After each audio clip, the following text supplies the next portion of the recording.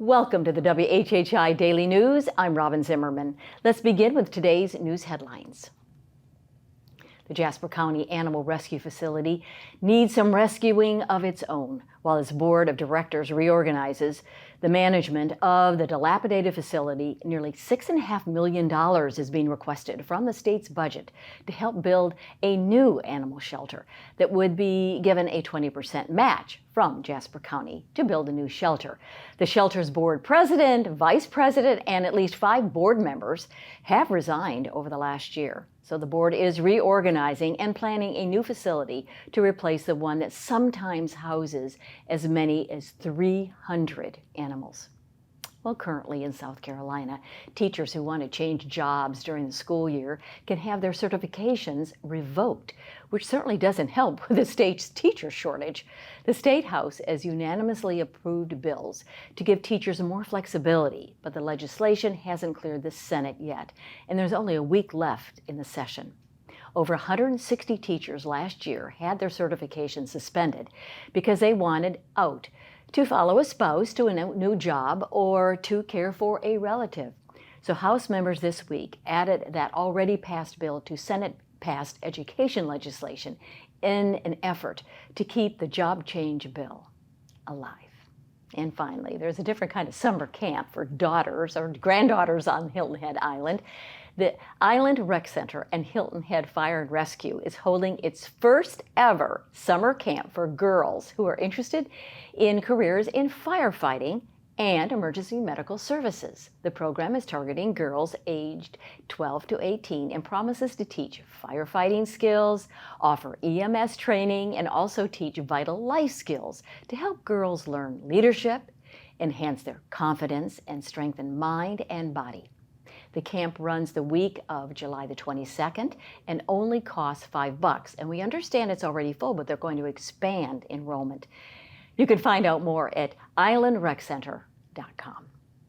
For more information on these stories and many more, please check out the media sources listed on the screen. And remember, you can follow us on Facebook and check us out on YouTube. And go to our website at WHHI-TV.com, and you can email us if you have a question or a news story idea at news@WHHI-TV.com.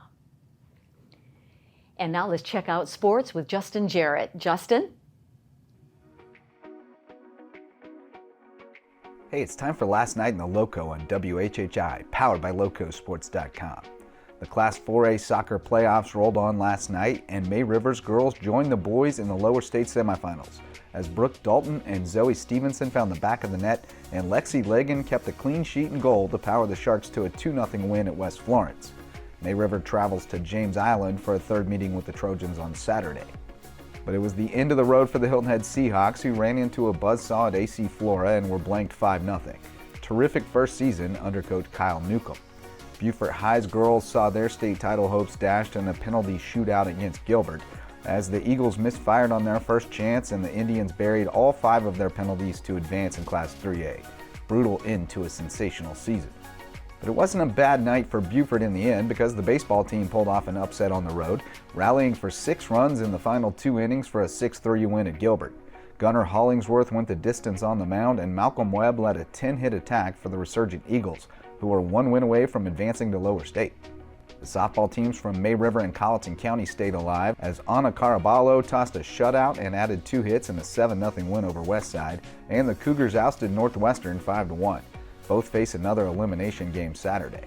The Skiza soccer playoffs start next week, and Holy Trinity's girls will be the favorite in Class 2A after finishing an undefeated regular season with a 1-0 win over Beaufort Academy last night. Might see that matchup again in the finals. We'll recap another busy night of playoff action tonight at 10 p.m. on The Lowdown. For Loco Sports and WHHI, I'm Justin Jarrett. Until next time, go Loco.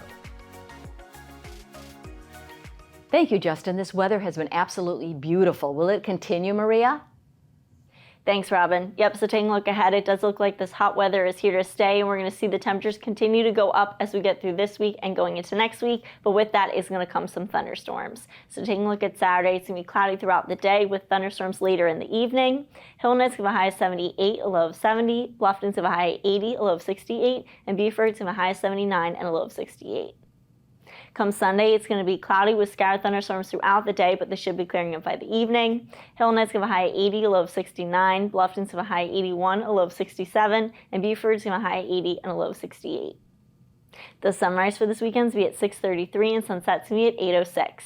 Taking a look at the tides, Saturday low tide is going to be at 6:32 a.m. and high tide is going to be at 1:50 p.m. And then come Sunday, low tide is going to be at 7:34 a.m. and high tide is going to be at 2:40 p.m. Taking a look into next week, Monday we'll see scattered showers throughout the day and going into the evening. Highs in the 80s, lows in the 60s and 70s. Then come Tuesday, we'll see scattered showers in the morning, but should be clearing up by the afternoon and stay clear into the evening. Highs in the 80s, lows in the 70s. And then come Wednesday, it's going to be sunny with the highs getting into the 80s and 90s, and lows are going to be in the 70s. That's it for today. Let's head back to the desk. Coming up after the break, we were the 60th anniversary celebration of the United Way of the Low Country. Stay tuned.